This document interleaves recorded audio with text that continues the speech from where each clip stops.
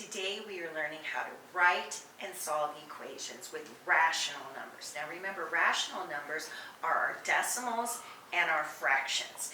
And if we're talking about equations, remember it's like a balance where one side has to equal the other. So I want you to picture that balance at all times.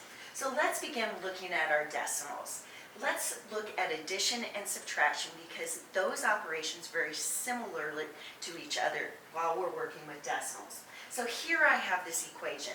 13 and 27/100 is equal to some number x minus 24 and 45/100. Now my job is to figure out what this x is. And what I'm going to use is inverse operations. I need to get rid of this minus 24 and 45/100. So how do I do that? Well, the inverse of subtraction is addition. So I'm going to add 24 and 45/100 to this side. But the second I do that, my balance just went out of balance. And I can't allow that to happen. So what I have to do is pull it back into balance by adding 24 and 45/100 to this side. Remember, that's the addition property of equality.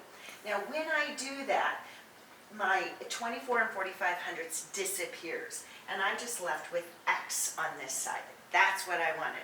And here, all I have to do is line up the decimal points so I'm getting common place value positions, and I simply add the two numbers together.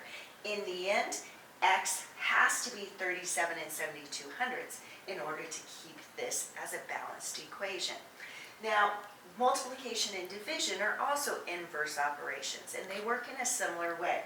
So if I have this equation, 1 and 8/10 times x is equal to 40 and 14/100. Right now, I'm balanced, but I got to figure out what that x is. So what I want to do is I want to do inverse operations, and I want to divide by 1 and 8/10. But the second I did it on that side, I went out of balance. So I've got to pull myself back into balance again by dividing by 1 and 8/10 on this side. Just by using those inverse operations, I get my variable by itself. So there's x all alone on that side of the equal sign. And if I do 40 and 14/100 divided by 1 and 8/10, remember that 40 and 14/100 has to go on the inside. My 1 and 8/10 has to go on the outside. But I have to make sure that I don't have any decimal points on the outside. So I'm going to move that decimal point one place to the right, and if I do it on the outside, I have to do it on the inside. Once that's done, I can just place that decimal point and I can just divide like I always divide.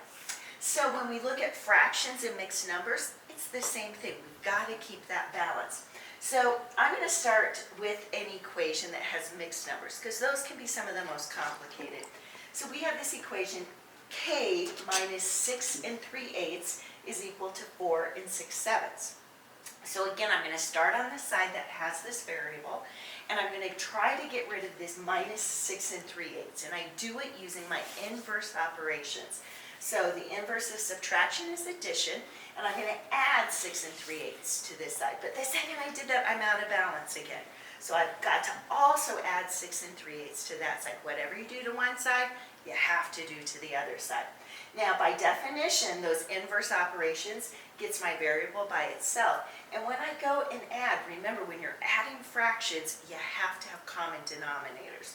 So I'm going to leave my 4 and 6 just by itself. I don't even look at it. I'm just going to look at the denominators 7 and 8. And I know that they have a common multiple of 56. And so I'm going to change my denominator for both to 56. I'm finding my equivalent fractions with that. When I have my equivalent fractions, I have 48/56 and 21/56. All I have to do is add those numerators. I get 69/56, which is an improper fraction. This is why they're so complicated. And I change that back to a mixed number of 1 and 13/56. Now, once I'm done with my fractions, I can go over to those whole numbers and add those. 4 plus 6 is 10. I add my 10 plus my 1, I get 11 and 13/56. So always mixed numbers can be a bit more complicated when we're looking at fractions. Now if we multiply and divide fractions, we still have to remember whatever you do to one side, you do to the other side. Now if we have a fraction attached to a variable, like 3/8 y, the easiest way to get rid of that fraction is to multiply by its reciprocal. That's where we flip the numerator and denominator. So my denominator becomes my numerator, and my numerator becomes my denominator. The reason why I do that is if you take a fraction and you multiply by its reciprocal, it always equals 1. So there I have my 1y. I just don't put that coefficient of y. But if I multiplied by 8/3 on this side, I have to multiply by 8/3 on the other side to keep that balanced.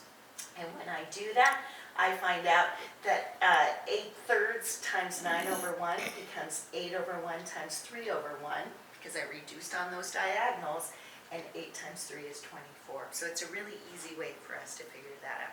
So solving equations with rational numbers is no different than just solving equations with integers. All we have to remember is use inverse operations, and whatever you do to one side, you have to do to the other. So that's about it for today. Go have some fun with math.